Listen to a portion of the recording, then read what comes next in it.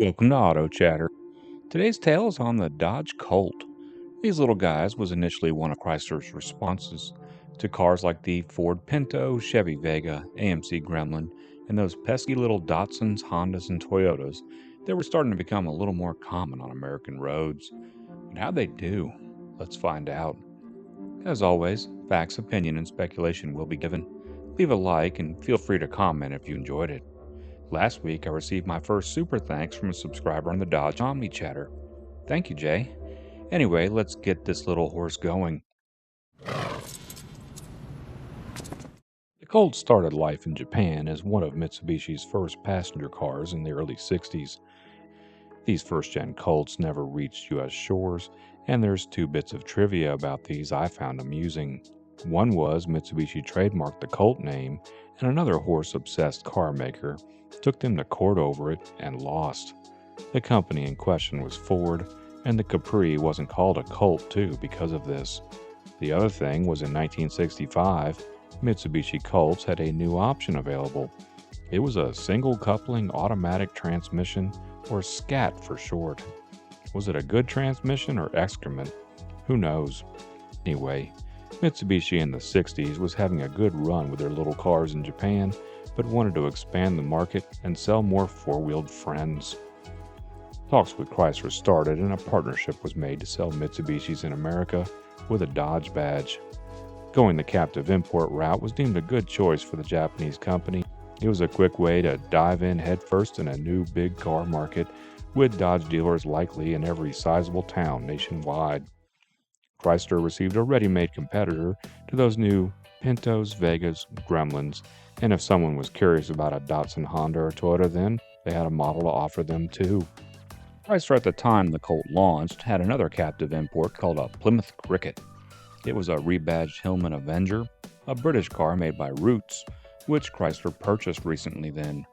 History would not be as memorable or kind towards the Cricket versus the Colt, as it became a short-lived blip on the U.S. automotive landscape.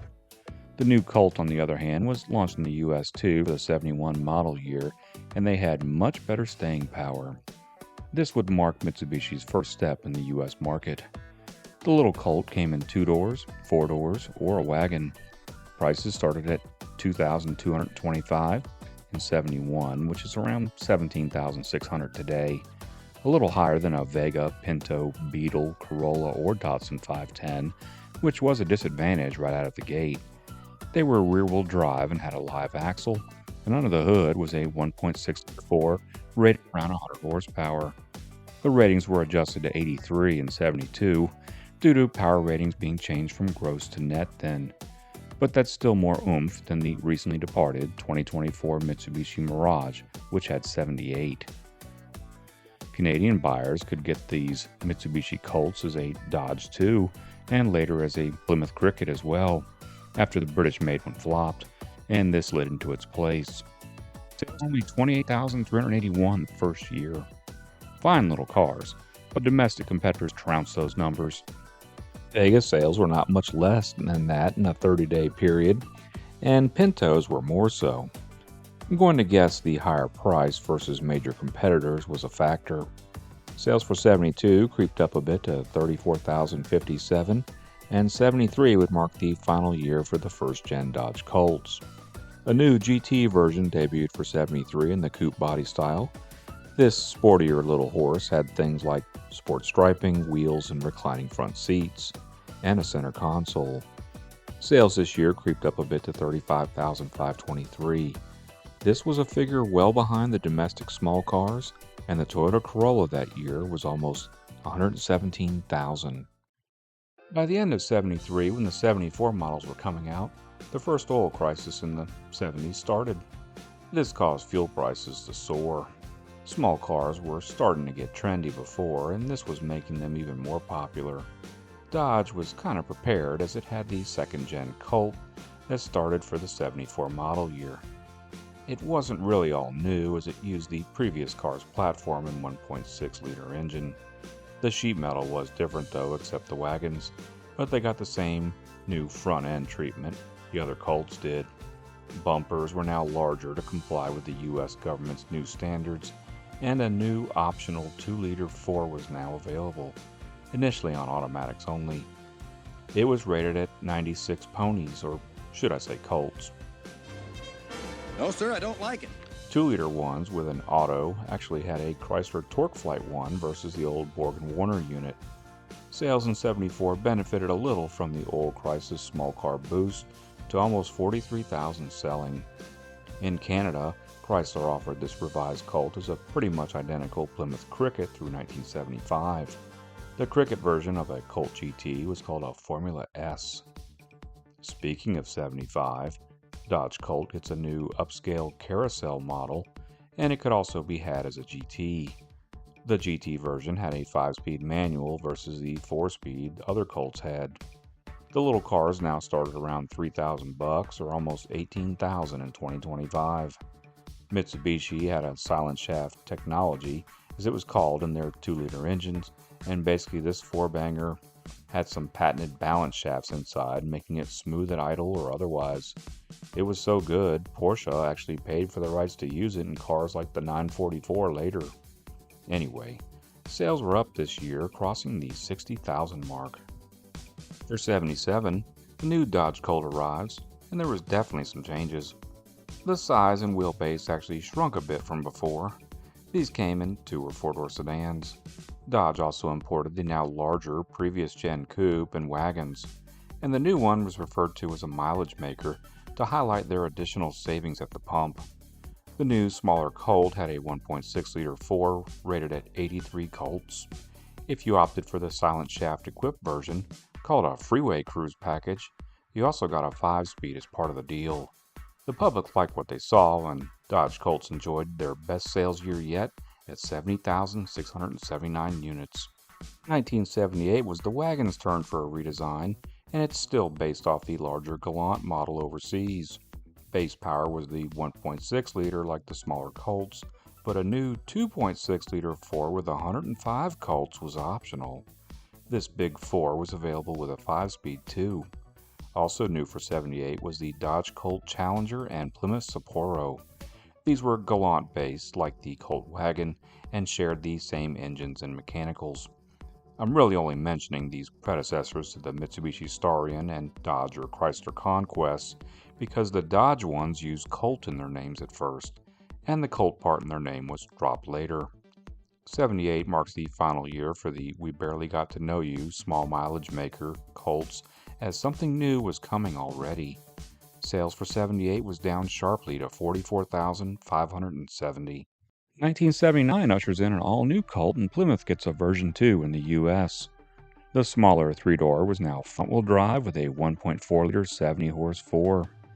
A larger 1.6-liter with 10 more Colts under the hood arrived later in the model year.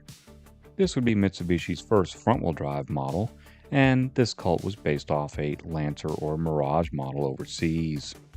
These little guys started around 4,200 or 18,600 in 2025. It had another interesting party trick too when it came to the manual transmission, as you get a twin stick.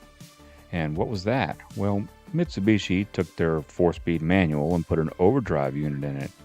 Basically, it resulted in you having 8 forward speeds and 2 reverse ones. Next to the shifter was a lever labeled power or economy, and whichever way you had that set dictated the gearing overall for the rest. Sometimes the power mode was labeled as a star instead of a P on the stick. It really wasn't made to run through all 8 gears. I mean, you're not exactly driving an 18-wheeler. But a lot of people may have kept it in the power mode and then threw the lever in eco after they got up to speed in 4th, using it like an overdrive 5th gear. Anyway, like I mentioned earlier, Plymouth had a version of the Colt too, but theirs was called a Champ and otherwise identical. '79 unfortunately marks the year the second oil crisis hit, but the Colt and Champ were fuel economy heroes. They're also pretty fun to drive and had a reputation for holding up well. Close to 63,000 Colts sold, and the new Plymouth Champ was good for another 28,000 or so. 1980 Colts and Champs, being all new the year before, don't change much. The rear-wheel drive wagons are still around and will be phased out after 1981 as the new K-car wagons will take their place. About 50,000 Colts and 48,000 Champs were sold. 1981 gives us a new stripped-down value leader in sporty Colt RS, with a firmer suspension, sportier interior, additional gauges, and bigger fuel tank. Plus, Raiders of the Lost Ark came out, which was awesome. Sales again were closely split, with about 43,000 Colts and 42,000 Champs moving out. 1982 has no more Colt wagons, but a four-door hatch joins in on the fun. They started at $5,900 or so then, which would be around $19,600 in 2025. It was about $300 over a base two-door hatch. Both the Colt and Champ lured in 37,000 something buyers each this year. For 83, the little Colts chugged along with around 39,000 Colts and 34,500 Champs selling. Now for 84, the Colt had a new trim in addition to the lineup. If you wanted some pint-sized sport, enter the GTS Turbo in Dodge or Plymouth form. This was kind of like the previous RS model, but now had a non-intercooled turbo with the 1.6-liter good for 102 horsepower and that twin-stick 8-speed manual. These could hit 60 in around 8 seconds, which for the mid-80s was respectable, especially considering it started about $7,500 or $23,200 in 2025, making it the lowest priced turbocharged car in America. If you just wanted something sporty without the extra power, a non-turbo GTS was also available. Plymouth no longer called theirs a Champ, as it was a Colt 2 starting from '84. Also for this model year, the new Colt Vista wagons arrived with either Dodge or Plymouth badges. It was a US spec version of a Mitsubishi Chariot. These were MPVs or multi-purpose vehicles. Maybe you would consider it a tall wagon. I'd call it an early crossover, and there was other similar Japanese models then, like the Nissan Stanza wagon, Toyota Tercel, and Honda Civic ones too. They just didn't figure out yet if you made them look more like an SUV, they would sell better, as I think they all look kind of odd. The Vista wagons had a 2-liter 4 with 88 Colts, front-wheel drive, and available with a manual or 3-speed automatic. They started at around $8,100 for both Dodge and Plymouth ones, so we're talking $25,000 today. Colt Vista had seating for up to 7 available. This would be the final year for this gen of Colt cars. My wife's first car was an '84 Colt 4-door she bought used. It had a 4-speed manual and not much else, but served her well. She called it the only car that was free, because she drove it for a few years and sold it for the same money she paid for it. Anyway, total Colt sales was around 79,380. 1985 gives us the next-gen Colt cars, and now there's a 4-door sedan joining the lineup, along with the 3- and 4-door hatches. Base power was a 68 Colt 1.5-liter, and that's what most of them had. GTS Turbo returns with a 102 Colt 1.6-liter, and that engine was optional on the high-trim 4-door Premier sedan too. The quirky twin-stick manual was gone in favor of just 4- and 5-speed ones, or a 3-speed automatic still. The Colt Vista wagons were now available with 4-wheel drive that I'm sure people living in snowy climates liked. Going that route meant a mandatory clutch pedal, so its appeal would be more limited. The rarest Colt would have to be the new 4-door hatch, as it was only here for 1985 in the US. Apparently, Chrysler was worried about them cannibalizing Dodge Omni and Plymouth Horizon sales, and the little Colt 4-door hatch was only available in base E trim. Colts varied pretty wildly in price then, as a base model hatch started at $5,600, while a Colt Vista Wagon 4x4 was almost $10,000 without options. That's $16,700 and $29,900 respectively today. The Colt family in total sold was around 88,000 units. Lots of changes for 85, so 86 doesn't have a lot to chat about Colt-wise, other than a stripped-down sedan called an E for economy was added to replace the previous year 4-door base hatch. Sales were up though, and all those Colts combined broke the 111,000 barrier in the US. 87 Colts start getting flush headlights for a more modern look. The GTS Turbo is gone, but you could still get a DL or Deluxe hatch with the Turbo 1.6 as an option.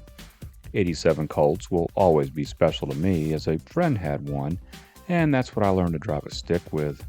It was a DL 3-door non-turbo with a 5-speed. 88 marks the last year for this Gen Colt in the US, not counting the wagons. Speaking of them, Colt now has a new wagon version available, and I'm not talking about the Vista Wagon, as it was still a thing too. I can't remember the last time I saw one of these. The new wagon's a 5-seater and a bit smaller than the Vista. Anyway, the 1988 total US sales was around 90,000 units. 1989 marks a new Colt if you were talking about smaller car versions, as Colt Vista and the wagons were still here. Wagons were now available with four-wheel drive like the Vista. And like the four-wheel drive Vista, a 5-speed was the only transmission available. The new Colt in the US was only in a 3-door hatchback. But if you want a Colt sedan here, step over to the new Eagle dealers and ask to see a Summit, as it only came as one. Canadians had more Colt options up there, as you could get the new sedan as a Colt or an Eagle, and you could still buy the old body style now called a Colt 200. Dodge and Plymouth didn't offer the Colt sedans anymore, as they felt the Sundance and Shadow already filled that spot. But getting back to the new 89 Colt hatch, base power was a fuel-injected 82 Colt 1.5, similar to before. The rare one was a Colt GT, and it's a 1-year car for reasons I'm about to give. These had ground effects and spoilers to stand out, and a 135-horse turbocharged 1.6. 0 to 60 would have been in the mid-7-second range. Unfortunately, there was not many takers, as it got lost in the fairly large sport compact field then. Base price for a 2-door hatch was now $7,000, or a little over $18,000 in 2025. 89 US sales was around $69,000 for all models. For 90, the GT version now lacked a turbo, and the normally aspirated 1.6-liter had 113 Colts. Wagons and Vistas carried on, and total sales were less than 43,000 combined. Vista wagon sales alone were now under 3,000 selling, but they've been around since '84.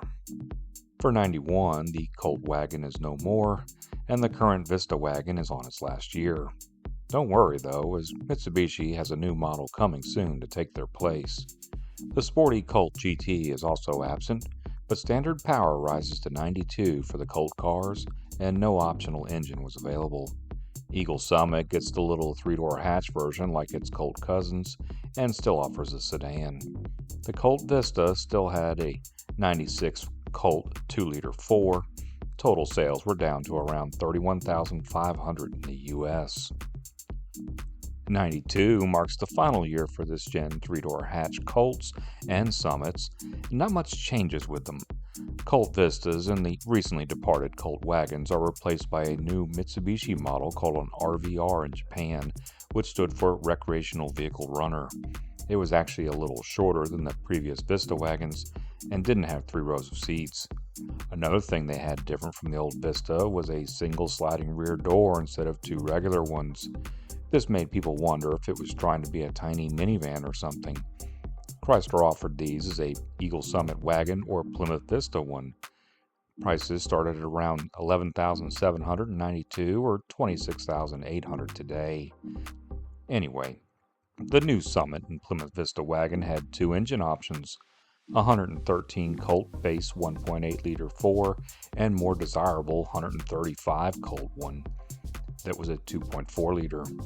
All-wheel drive was available, and you could get it with a 4-speed automatic that was also an option now. Mitsubishi offered theirs too, here called an Expo, and the video shown is likely that version, which was identical besides badging for the most part. Eagle Summit wagons and Plymouth Vistas only accounted for about 14,000 in sales that year, and the Colt and Summit cars was around 45,000. 93 gives us an all-new Colt for the cars again. It was available in the US as a 2-door coupe or 4-door sedan. The Plymouth and Eagle wagons carry over. These new little Colts had a 1.5-liter 4 with 92 Colts and a 5-speed standard. Going with the sedan offered a larger 113 Colt 1.8-liter that was standard on the high-priced one. Dodge and Plymouth now offered a sedan version though, like the Eagle. Colt prices started around $8,300 or $18,500 in 2025. There wasn't really any sporty ones anymore, and these little guys pretty much were entry-level econo boxes. We won't see them long either, as the Plymouth and Dodge versions were gone after 1994, being replaced with the Neon. Plymouth also ditches their Vista wagons then. The latest Eagle and Summit wagons never really took off sales-wise, as I suspect many potential buyers just stepped up to a more practical minivan instead.